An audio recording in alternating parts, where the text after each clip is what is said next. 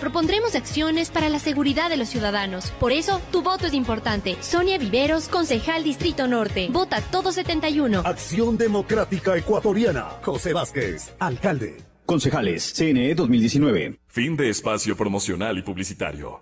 829. Absolutamente todos los trazos viales, especialmente que nos une con el norte, territorialmente el norte de Quito, el norte de la provincia de Pichincha, con las provincias ecuatorianas vecinas y con territorios colombianos que nos han quitado el sueño por el lado del litoral y por el lado de la serranía y por el lado de la Amazonía.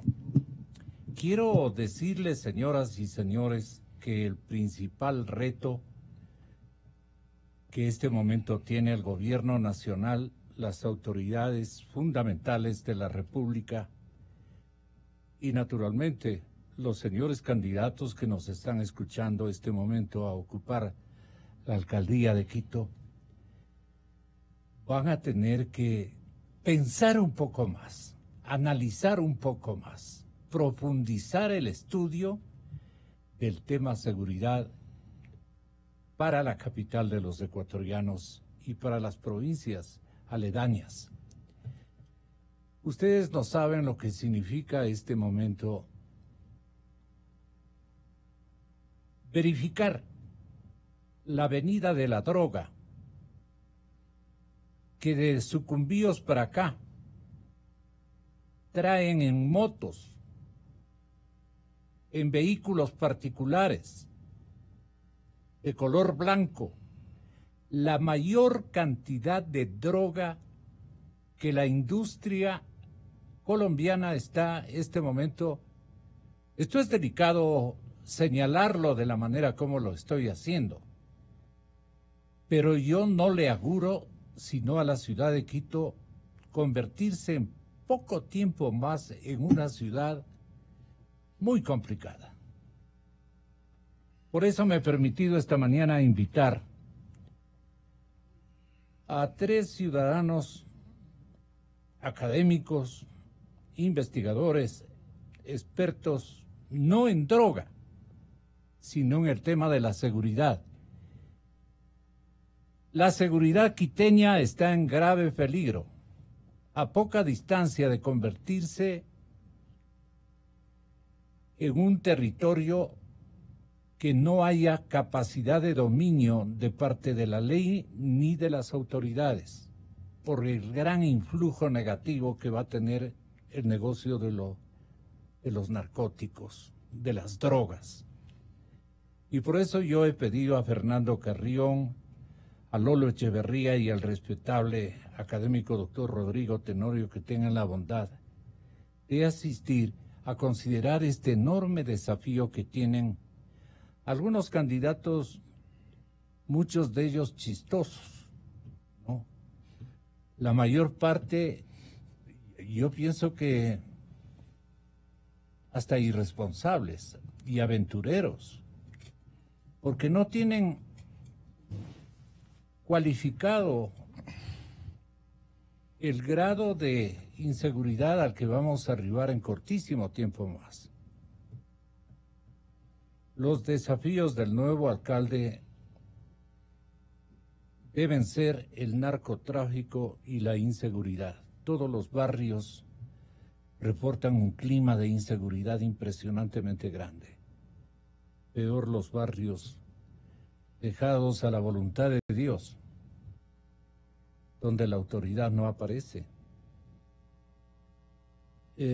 Nos duele ensamblar esta temática que la voy a proseguir en los próximos días, porque el tema fundamental que tienen los señores candidatos a ejercitar gobierno distrital en la capital de la República son el narcotráfico y la inseguridad.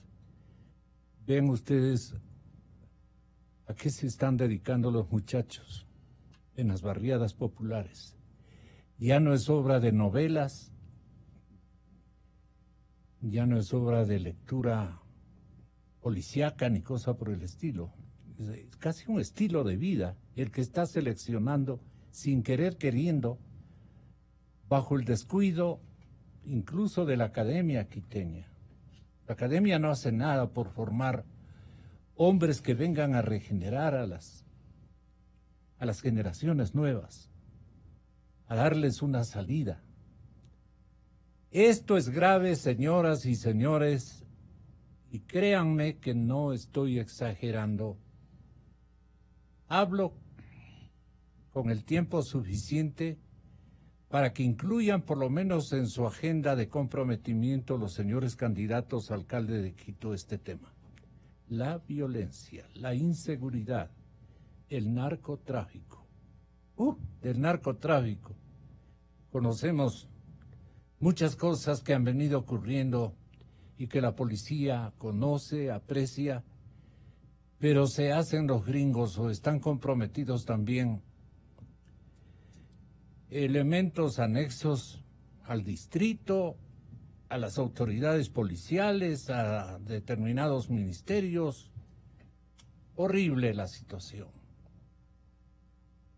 Señoras y señores, voy a recibir a Fernando Carrión, a Lolo Echeverría y a Rodrigo Tenorio con estos desafíos para el nuevo alcalde, que es la inseguridad y el narcotráfico. Predomina en este momento, doctor Tenorio, en la capital de la República. ¿Cómo van sus medidores y sus percepciones sobre lo que está aconteciendo con la juventud en la ciudad de Quito, en el distrito metropolitano de Quito y en el Ecuador? Gonzalo, buenos días. Muchas gracias por la invitación. Saludo a los compañeros, colegas aquí en la mesa.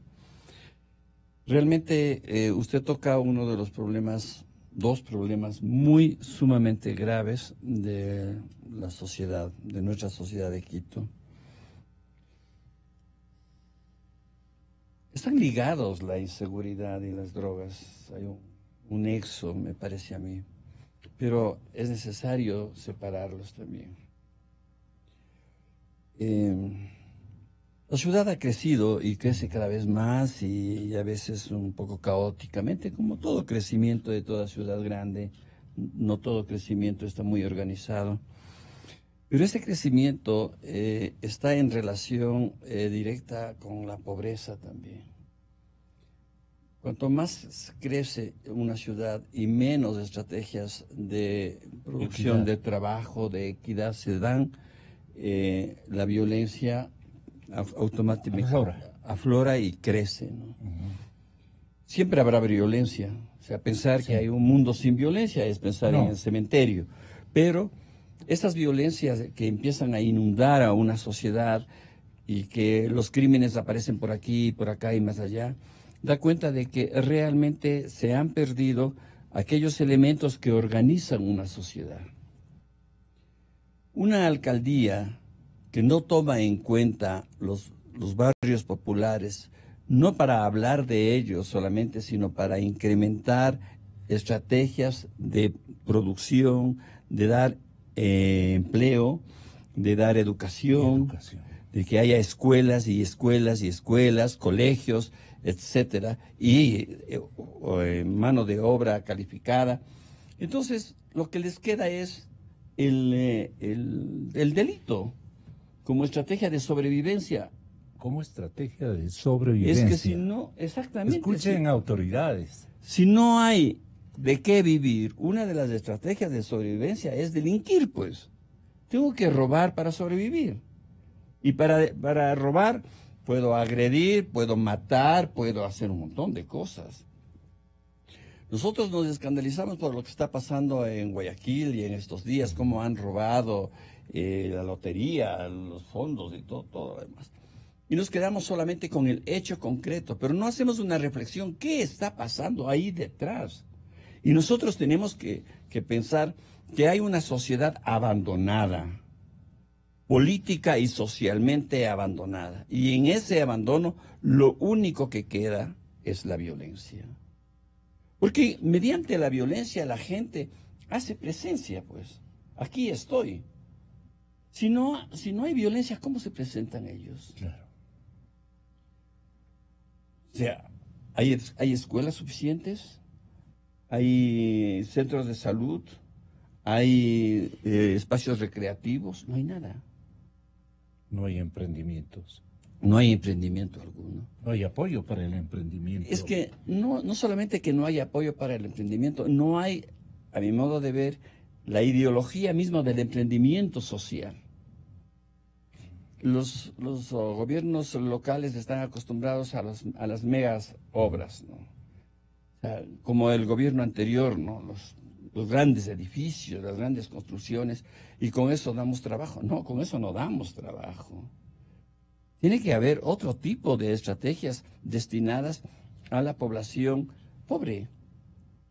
¿Qué tan ciegos, Lolo Echeverría, con su permiso, Fernando, qué tan ciegos son nuestros empresarios, nuestros banqueros, la gente que tiene el capital, la gente que más bien aspira a que no le cobren mucho impuesto para poder mandar sus dineros laboriosamente rescatados de el consumo nacional, de las transacciones ecuatorianas, y se los llevan al exterior y le dejan descapitalizado al país por desconfianza, y no precisamente en estos temas que ellos mismos están agravando. Desconfianza en los gobiernos, en las políticas, en los nuevos líderes, si es que los hay. No tenemos líderes.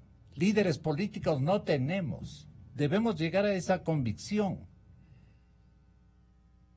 Todos tienen preparados una estratagema para captar el poder y nada más. Y no pasan de 2 o 3 nombres los que están en esas condiciones. El resto del país no tiene líderes. Lolo Echeverría. Gonzalo, yo creo que cada persona ve la sociedad y la realidad desde su propia perspectiva. Y creo yo que el mundo empresarial ve desde su perspectiva y solo se interesa en aquello que puede fomentar los negocios, fomentar el crecimiento económico, dar la seguridad, la confianza para las inversiones, etcétera.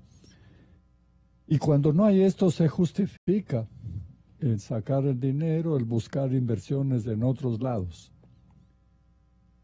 Entonces creo que la violencia es también otra perspectiva, otra forma de ver la realidad.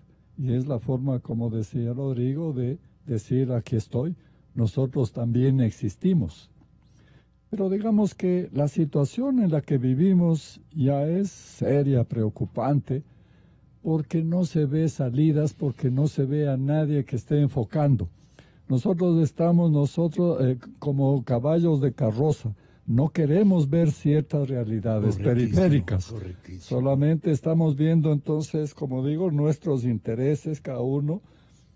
Y esto, somos cómplices entonces. por supuesto, Con nuestra inercia, somos incluso todos mental cómplices, o sí. de visiones, ¿no? Y ni siquiera entonces hemos sido capaces de analizar lo que está pasando y las causas de eso.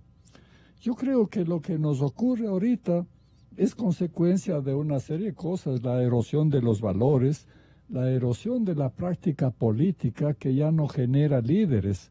Los partidos políticos no existen, contratan líderes de la farándula, del deporte, etcétera. Con esa calidad de líderes es imposible que cumplan los objetivos de un partido político. Por otro lado, no es posible concebir la democracia sin partidos políticos. A esto se suma la erosión de valores morales, la erosión de valores como la familia. En fin, nos conduce entonces a una situación en la que nadie controla nada. Aquí hace falta que se diga, a ver, ¿quién está a cargo de esta realidad? Yo le pregunto a Fernando Carrión, señoras y señores, ¿qué papel está jugando este momento el dinero fácil?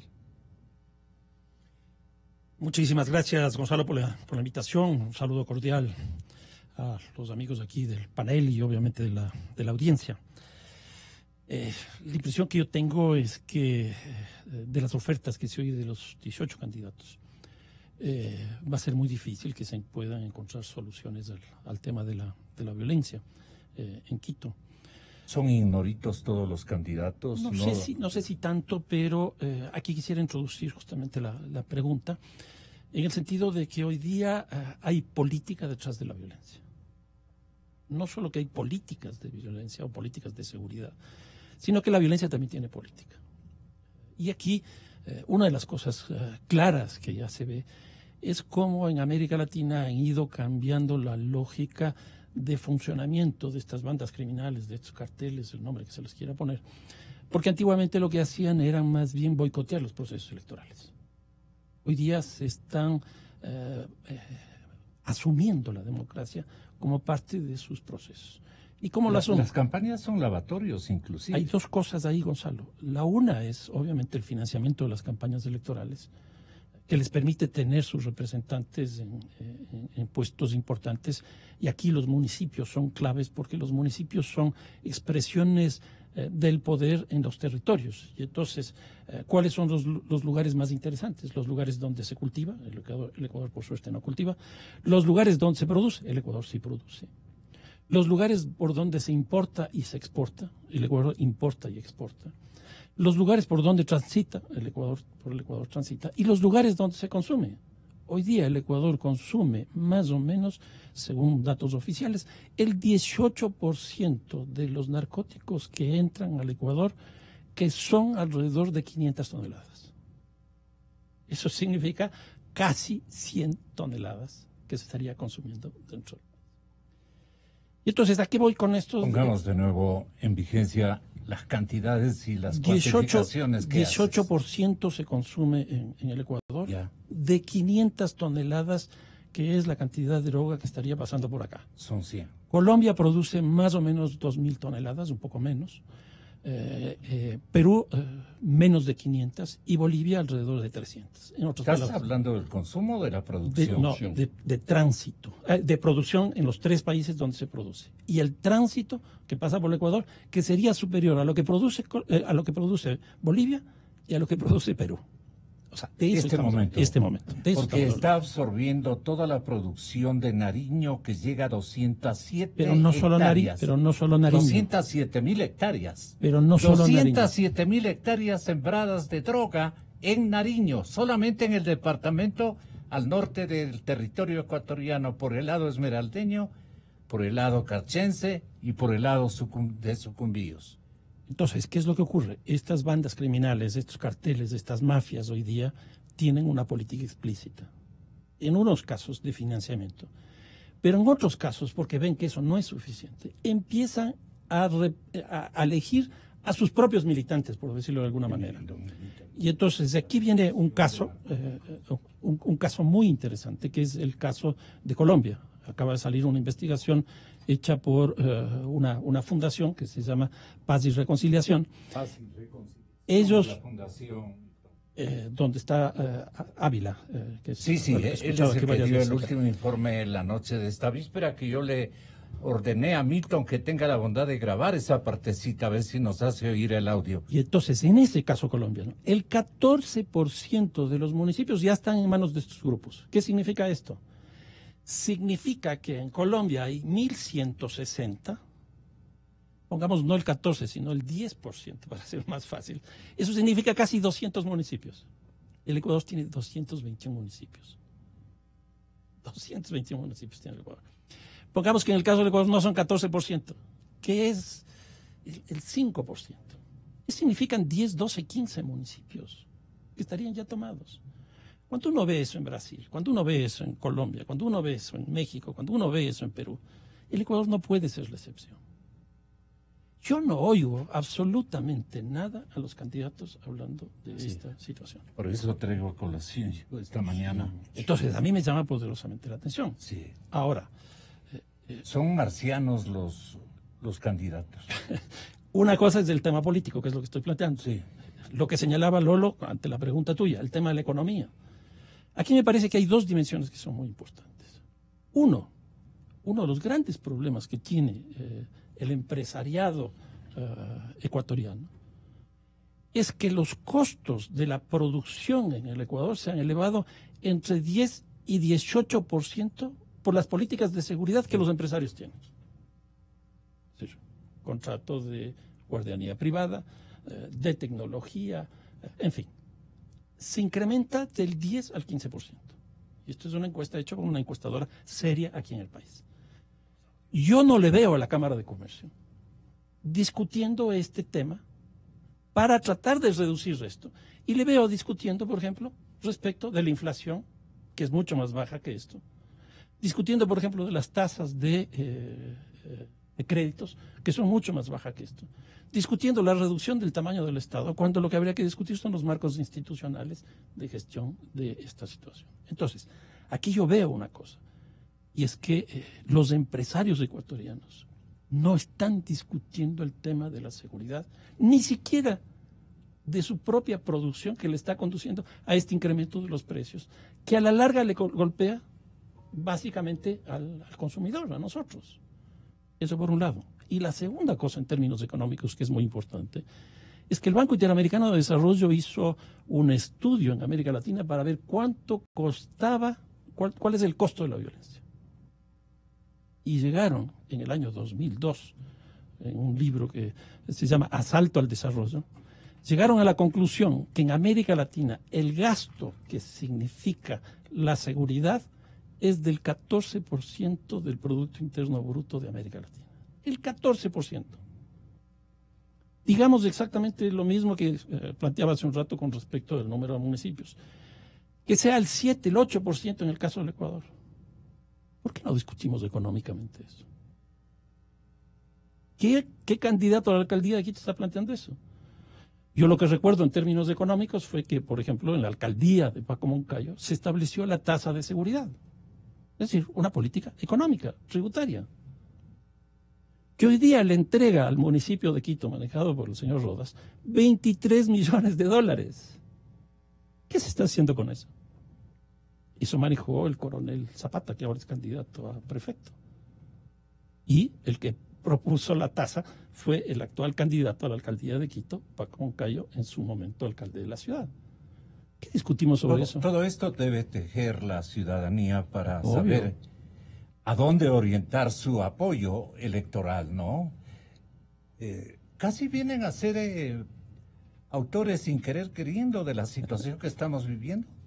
Le pregunto yo. A ver, de lo que yo he visto... Porque debemos ser ahora enfáticos. De lo que yo he visto en América Latina, y el Ecuador no es una excepción de esto, antiguamente la violencia era enfrentada principalmente por lo que se conocía como el marco institucional penal, que estaba compuesto por una trilogía de instituciones, que era la policía, la justicia y la cárcel. Y eso pasaba en el Ecuador. ¿Qué es lo que ocurre hoy día?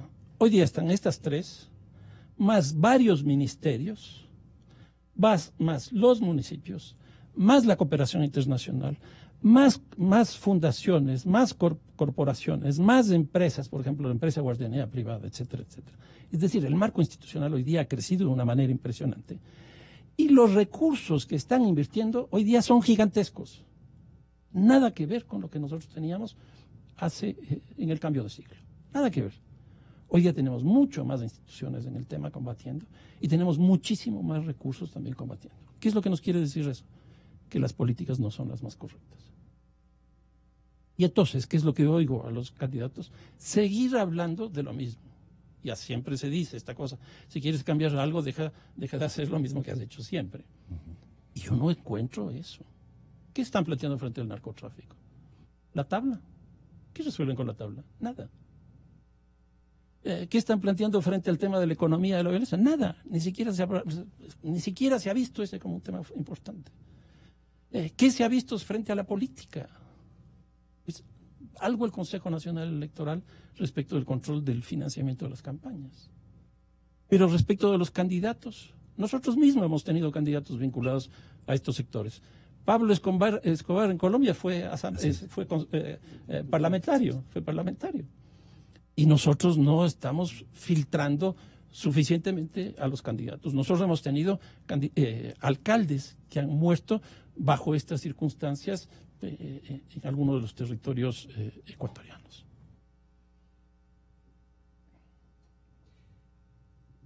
En el reporte de este, llamémosle, organismo independiente dentro del sistema de Naciones Unidas, a ver, estoy leyendo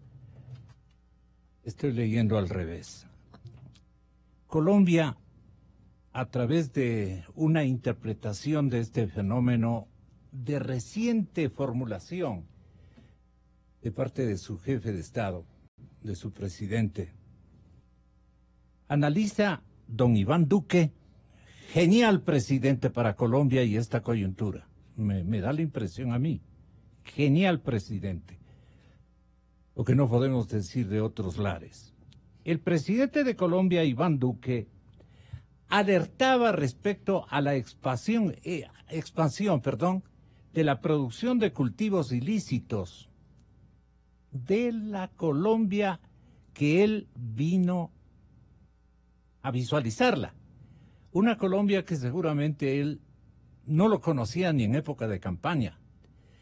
Pero el tema de Nariño es cosa muy seria. Y le digamos que estamos desde la capital de la República a menos de 300 kilómetros de la línea de frontera, y eso medida en términos viales. Estamos muy cerca, en Sucumbíos estamos a la vuelta de la esquina.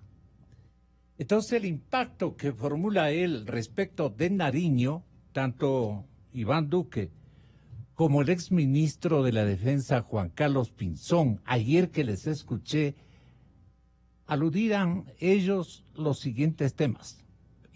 Esta expansión se da en el marco de una situación que amerita también una alerta, y es que este negocio, dada la expansión de los últimos años, ha entrañado también un aumento considerable de la productividad de esos cultivos ilícitos, particularmente el de la coca, que pasó de cerca de 3 cosechas por año a cerca de 6 cosechas por año. Ese crecimiento exponencial de los últimos años también entraña un negocio que puede estar trayendo al país de manera indebida cerca de 14.000 millones de dólares en economía ilegal, que implica lavado de activos, distorsión económica, que implica contrabando, que implica economías criminales y que por supuesto también termina generando una cadena abierta con otras estructuras criminales como la de la minería ilegal. ¿Está usted escuchando, señor presidente Moreno, lo que acaba de decir su colega del norte, el presidente Iván Duque? Creo que él está mucho más enterado de la realidad que nosotros mismos.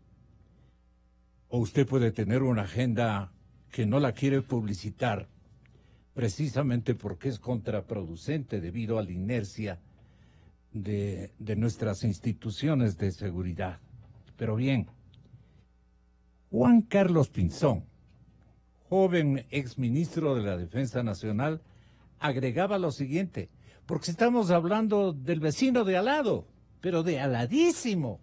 Entienda bien el gobierno, entiendan bien las Fuerzas Armadas y entienda bien la ciudadanía. Juan Carlos Pinzón decía lo mismo. La pregunta es, no al narcotráfico, no al crimen, no a la corrupción, no a la destrucción del medio ambiente, no al consumo de drogas, no a la violencia intrafamiliar, no a la violencia que sufren los colombianos, no a la destrucción del país, no a la corrupción. Eso es lo que produce el narcotráfico. Eso es lo que genera esa actividad maldita que es responsable de los males de ayer, de los males de hoy y tristemente, desde ya le digo, de los males futuros del país. Porque la acumulación de dinero que se ha venido haciendo en los últimos años por cuenta de ese maldito narcotráfico, la acumulación de consumo de droga, la destrucción de las cuencas de los ríos, la deforestación que ha aumentado en un 10% en los últimos 2 años, es un verdadero drama. Por eso es que hay que actuar. Y quienes hemos actuado en este tema con éxito, produciendo los verdaderos resultados que cambiaron la historia del país, que llevaron incluso a grupos armados a someterse, rendirse y otros a negociar. La realidad es que se hizo con estrategias de múltiples herramientas, donde la aspersión por glifosato era una de ellas. Pero todas las herramientas son complementarias, no son sustitutas. De ahí que aplicar el glifosato en ciertas áreas era vital.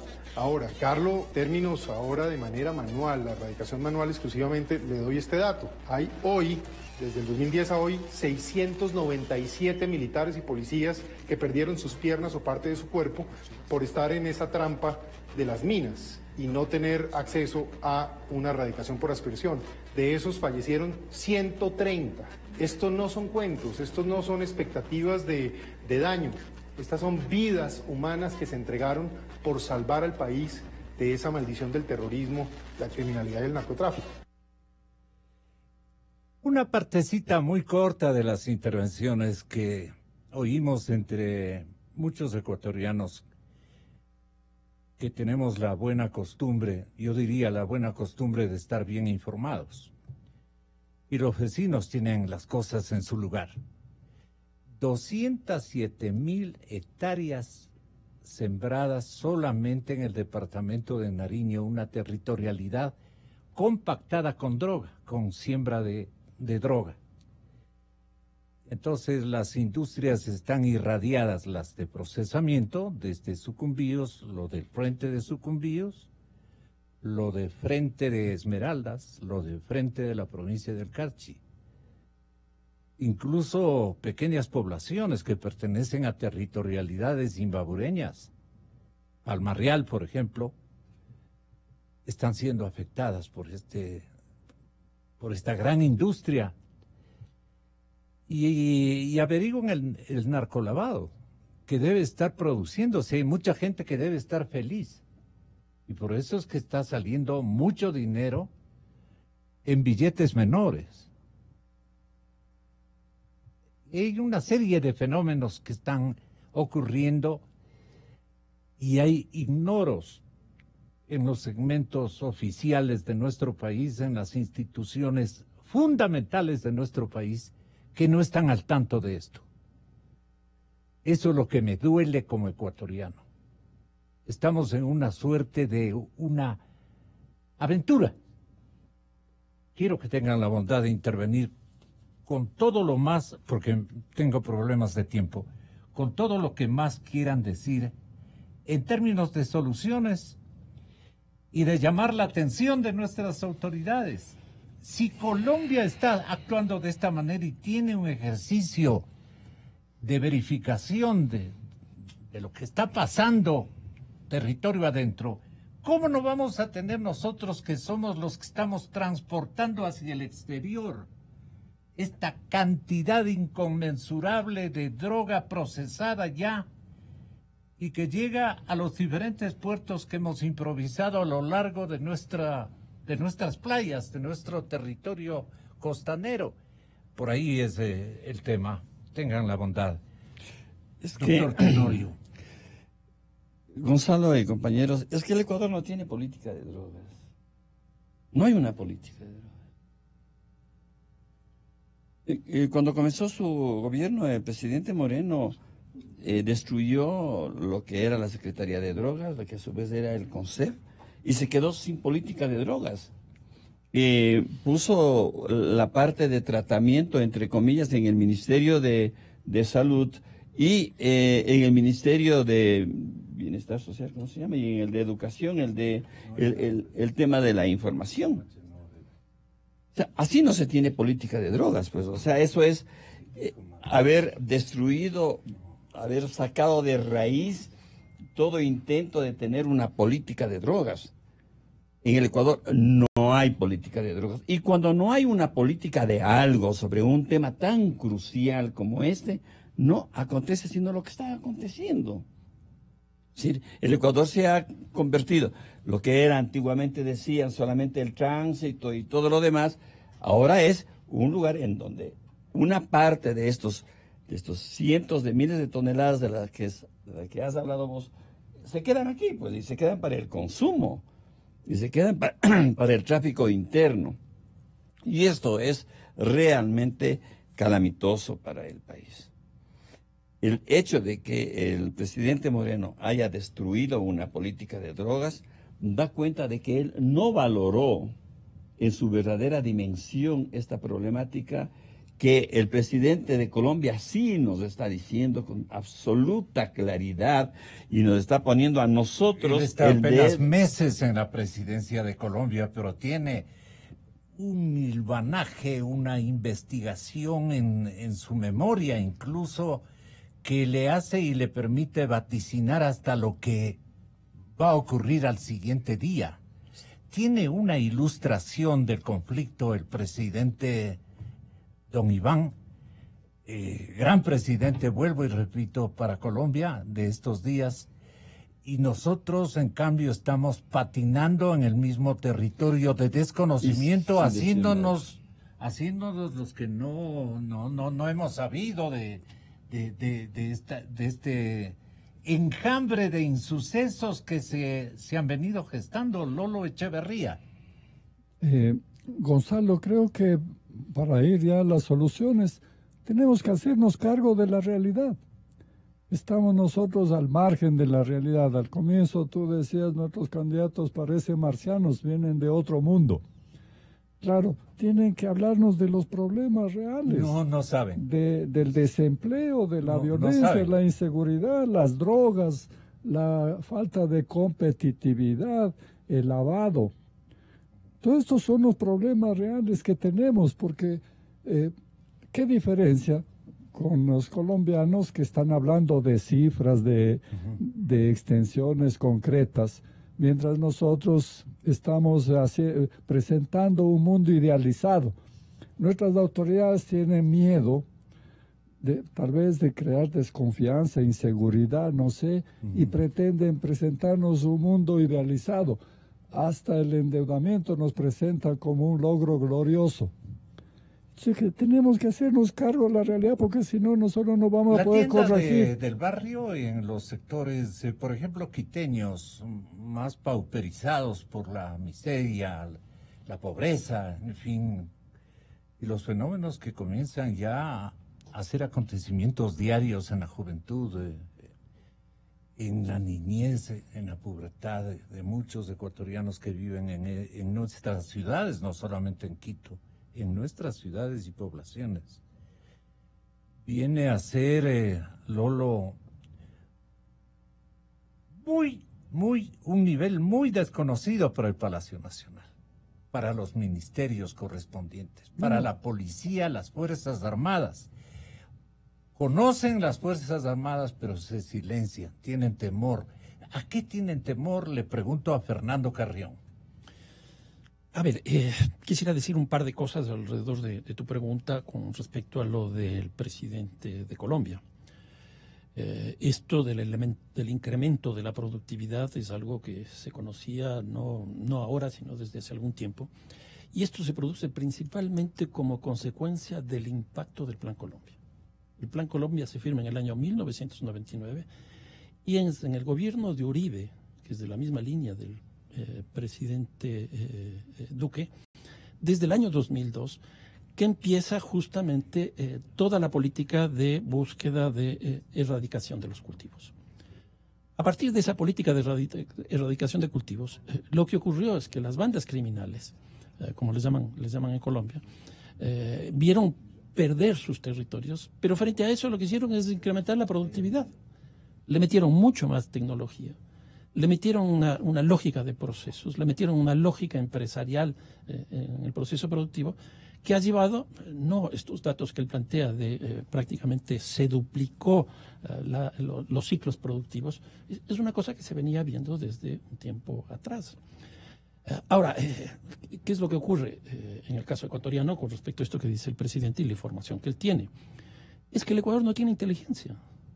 Ese es uno de los grandes problemas. Este momento no tiene inteligencia. La inteligencia que tenía la época de la Revolución Ciudadana encabezada por Correa era una inteligencia política. Para nosotros. Inteligencia política. Y entonces lo que se hace es desmontar eso. Y hasta ahora no aparece una inteligencia que sea capaz de darle datos al presidente de la República para que incluso en sus intervenciones, recuerdo este rato el caso del asesinato de Diana en Ibarra, que el presidente sale para resolver ese problema diciendo que va a crear brigadas para controlar a los migrantes venezolanos.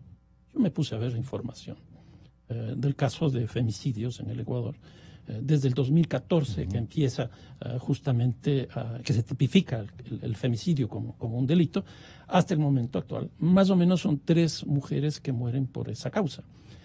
Lo extraño es que no hay un solo hombre venezolano que haya matado a ninguna de estas mujeres. Y 2 mujeres venezolanas matadas por ecuatorianos.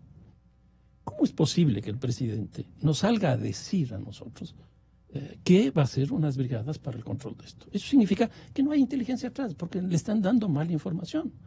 Y esto se ratifica por las declaraciones que el propio vicepresidente de la República hace el otro día para decir también que se va a controlar a la migración venezolana. ¿Qué significa esto? Significa un incremento de violencia, como es la xenofobia, que produjo lo que produjo en Ibarra, al extremo de que incluso esos hechos de violencia xenófobos produjeron en Ibarra también un rechazo a Ibarra, que es también una forma de violencia, una estigmatización de Ibarra. Entonces yo creo que aquí lo que se ve claramente es que no tenemos información, que no tenemos inteligencia. Cuando se le oye al presidente Duque hablando con datos, con cifras, con una línea interpretativa, con la cual, como digo, esto empezó en la época del Plan Colombia, es decir, hace 17 años. Exacto, la época de Uribe. Y le oigo al presidente, yo no veo que haya una línea ahí de interpretación de los problemas. Ahora, aquí también viene otro gran problema. No solo que no tenemos inteligencia, sino que no tenemos estadísticas sobre el tema. ¿Y por qué digo esto? Porque en el gobierno pasado... Ni líderes adecuados para la coyuntura. Exactamente, pero con esto de la estadística que es clave para tomar decisiones. En el gobierno pasado lo que se decidió es que todas las fuentes de información que cuentan los delitos, y en este caso eran 7 delitos de mayor connotación social, como los definieron, provenían de la policía, de la fiscalía, del sistema de salud, etcétera, etcétera. Todos esos lo pusieron en una sola fuente de información. Y ahí entró la licuadora. Metieron toda la información ahí y sacaron un solo dato. A partir de ese momento empezó a caer... ¿Cuál fue este dato? Ahí empezó a caer las tasas de homicidios y gran parte de estos 7 delitos. ¿Qué es lo que ocurre este rato? El Ecuador tiene una tasa de homicidios con un poco más del 5 por 100.000 habitantes. Eso no lo cree nadie. Cuando uno compara eso con las encuestas de opinión pública que hoy día se están haciendo, y la demanda principal que hay en Guayaquil, que hay en Quito, que hay en Cuenca, que hay en Ibarra, etcétera, etcétera, donde se hacen encuestas de opinión pública, es el tema de la seguridad. Entonces, no hay correspondencia entre la información que oficialmente se está produciendo con la información que la ciudadanía está haciendo. ¿Qué recomiendas, Fernando? Por ejemplo, en este caso habría que hacer encuestas de victimización. En el Ecuador no se han hecho encuestas de victimización. ¿En qué consisten? Que es básicamente salir a hacer encuestas. Y esta es una... En las barriadas. Exactamente. Y esta es una encuesta que está homologada dentro de Naciones Unidas. Porque lo que le interesa a Naciones Unidas es comparar con países. Claro. Entonces ya hay eso, están incluso los formularios hechos. Pero ¿por qué no se hacen esas encuestas? Porque ahí vayan a empezar a salir los errores estadísticos que estoy señalando. Pero a mí me parece que María Paula Romo lo que primero debería hacer es decir, yo cogí la violencia en estos datos. Para que después pueda decir, bajé, subí. Pero ahorita la única posibilidad que tiene el caso de ella son las encuestas de opinión pública. ¿Por qué no hacen una encuesta? No puede apelar a eso porque ella sabe que no están diciendo la verdad. Sí, sí. Entonces, y una última cosa que a mí me preocupa, que aparte de esto, en estos días ha aparecido el cadáver de este militar que desapareció, que no es un tipo penal, que eso mismo se dijo que desapareció, no estuvo secuestrado, desapareció. ¿Y qué es lo que ocurre? Aparece ahora, después de estar 8 meses en la morgue de Tumaco. 8 meses. ¿Y cómo se descubre eso? Por las acciones que la familia de este militar estaba haciendo. ¿Qué hizo las Fuerzas Armadas? ¿Qué hizo el ministro de Defensa? ¿Qué hizo? A mí me preocupa esto, tener un cadáver de un ecuatoriano de las Fuerzas Armadas que peleaba por nosotros en la frontera norte, 8 meses votado en... Se impone informe del general Harry. Sin duda. Sin duda, y de las Fuerzas Armadas. Era un compañero de los 42,000 miembros de las Fuerzas Armadas. ¿Qué van a decir el resto de soldados, no? ¿Cómo es? Mira, me dio una tristeza que ustedes no tienen idea. Nos dio una tristeza que se generalizó rápidamente de ver que hemos votado a un hermano que ha muerto por nosotros. ¿En dónde no estaría el pobre soldado? Con un desconocimiento rotundo de parte de la institución militar ecuatoriana. Eso es una vergüenza, ciertamente. Es una vergüenza. Rodrigo, si es tan amable, no solo de este caso, lo que usted quiera decirnos finalmente. No, es que realmente este caso da cuenta de lo que estábamos diciendo. Es un indicador. Es un indicador de ese abandono total del país, en el cual no hay políticas. Una política es un sistema operativo, pues no es un discurso vano, es decir algo para hacer, pues esa es una política. O sea, yo me puse a pensar ayer cuando veía esto, que si la familia de los 3 del comercio no ponen tanto empeño en buscarlo, en hablar, en realmente en buscar a sus familiares, igual hubiera pasado. Ahí habrían estado. Así es. Lolo. Sí, yo creo que tenemos que volver a los ojos a los problemas reales, aunque nos deprima, porque si no los vemos, no los vamos a resolver. Y lo que nosotros tenemos es una política de ilusiones desde hace mucho tiempo. Nosotros estamos acostumbrados a ocultar todo, incluso los peligros naturales los ocultamos para no alarmar a la población. Y lo mismo es cuando nos enfrentamos con cifras como el crimen o la cantidad de robos, la inseguridad. Todo esto ocultamos y presentamos bonitas cifras, pero entonces no nos hacemos cargo del problema y no los vamos a resolver nunca. Ya es hora de poner fin a esta ceguera. Por eso es que los políticos nos hablan de cosas que no vienen al caso porque no corresponden a los problemas que siente el ciudadano común. Ya, ¿qué podría decir? El desinterés ciudadano, la ociosidad de los ciudadanos como una actitud de información, de ansias de conocer lo que está pasando, en dónde está viviendo, en qué coyunturas, a qué coyunturas está asistiendo el ciudadano común.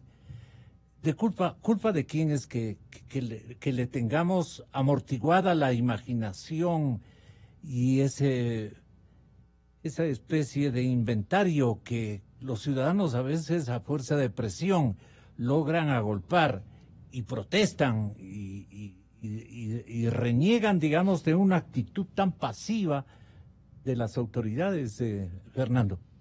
A ver, bueno, estamos en un proceso electoral y a mí me parece que si uno quiere apelar a la ciudadanía, lo que tiene que hacer es pedirle que en el momento que vaya a ejercer